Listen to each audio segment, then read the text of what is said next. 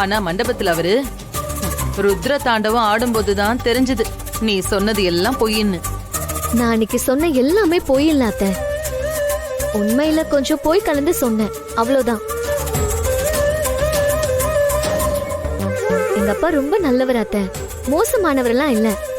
அதனால என் வாழ்க்கையை அழிக்கணும்லாம் நினைச்சு அவர் எதுவும் பண்ண மாட்டாரு. அன்னைக்கு மண்டபத்துல ஏதோ கோவத்துல பேசிட்டு போனாரு. ஆனா அவருக்கும் தெரியும் அத்தை, அருள் மாமாக்கு ஏதாவதுன்னா அது என்னையதான் பாதிக்கும்னு. அதனால நாங்க போனா எங்களை கண்டுக்காம போவாரே தவிர வேற எதுவும் பண்ண மாட்டார் அத்தை.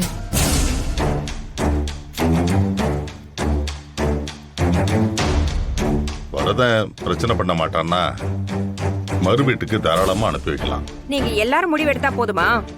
அங்க போக வேண்டியது ஏன் புள்ள, அவன் முடிவை கேட்க வேண்டாமா? எதுவா இருந்தாலும் அவனை கேட்டுட்டு பண்ணுங்க. சரி, கொஞ்சம் இரு. அருள், நந்தினி, கரிகாலன், கொஞ்சம் வரீங்களா?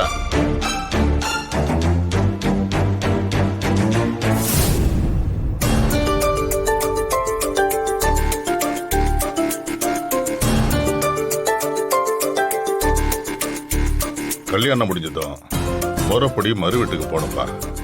நீங்க மறு வீட்டுக்கு போனாதான் எங்க எல்லாருக்குமே சந்தோஷம். ஆனா உங்களுக்கு விருப்பம் இல்லாம நாங்க அதை செய்ய விரும்பல.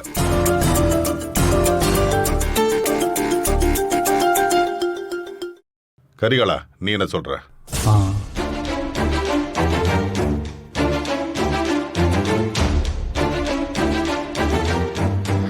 மாமா போறேன்னு சொல்லு, மாமா போறேன்னு சொல்லு. முரன்றப்ப போய் தானே பார்க்கணும். போறேன்.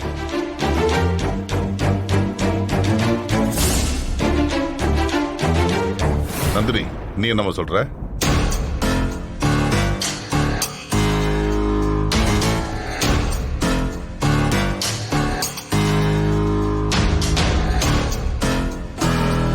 போயிட்டு வரேன் மாமா.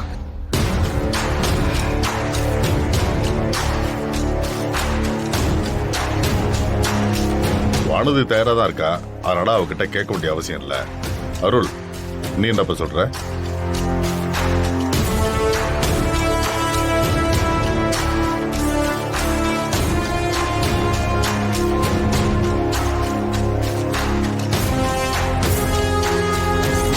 அருள், எப்ப பார்த்தாலும் என்கிட்ட என்ன வேணும் பெரியமா, எது வேணும்னாலும் கேளுங்க, நான் செய்யறேன்னு நீ என்கிட்ட கேட்டுக்கிட்டே இருப்பல்ல? ஆமா பெரியமா. ஆனா நீங்க தான் எதுவுமே கேட்க மாட்டீங்களே பெரியமா. இப்ப கேக்குறேன்ப்பா, நீ செய்வியா? என்ன வேணாலும் கேளுங்க பெரியமா, உங்களுக்காக நான் எது